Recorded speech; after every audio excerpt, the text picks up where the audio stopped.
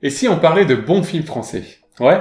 Eh bien aujourd'hui je vais vous parler d'un film complètement barré sorti en 2016, La Loi de la Jungle. Bienvenue dans les French Pépites.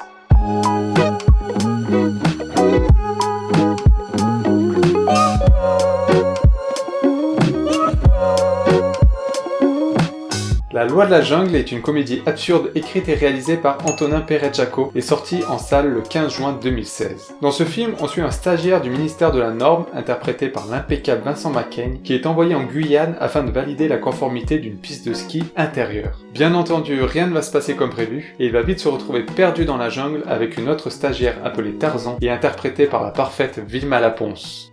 Excusez-moi, vous n'avez pas vu le chauffeur du conseil tropical de Guyane? Un certain Tarzan.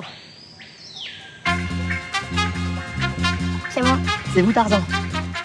Bon voilà, vous l'aurez compris, ce film n'a aucun sens. La Loi de la Jungle est une vraie et pure comédie absurde comme je les aime. Et du coup, forcément, je dois vous prévenir dès le début. Si vous êtes totalement imperméable à ce type d'humour, et si des films comme Y a-t-il un pilote dans l'avion ou La Cité de la Peur ne vous font pas rire, passez votre chemin. Ce film ne sera clairement pas pour vous.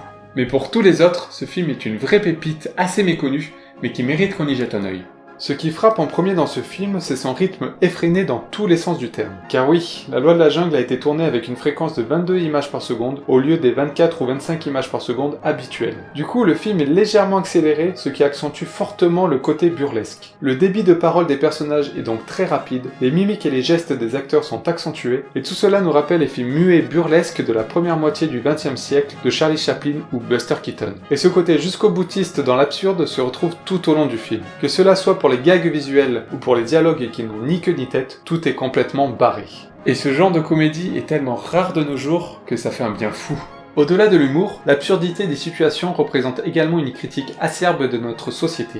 Car oui, les projets proposés dans ce film paraissent complètement débiles, mais la majorité sont en vérité bien réels. Entre la piste de ski complètement aberrante que les autorités veulent créer en pleine jungle, qui fait écho à celle bien réelle du Qatar, ou ces histoires de normes européennes qui paraissent complètement insensées à appliquer au territoire d'outre-mer, mais qui existent bien, le sous-texte engagé est très présent. Châtaigne, regardez-moi ce pont.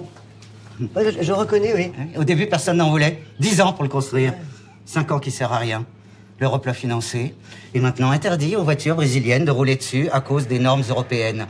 Moi, personnellement, j'écoute toujours les critiques avant de voir la réalité d'un projet. La Guyane n'est pas adaptée aux normes de la métropole. Concernant le tournage, le film a réellement été tourné en pleine jungle guyanaise et le tournage a, dans ce que j'ai pu lire, été assez calamiteux. Mais du coup, le propos devient encore plus sincère. Et cette authenticité fait très plaisir. Oui, on souffre avec eux, mais cela nous permet de nous impliquer à fond dans le film qui pourtant n'a aucun sens. Et cette implication, on le doit aussi beaucoup au duo de comédiens principaux qui sont formidables.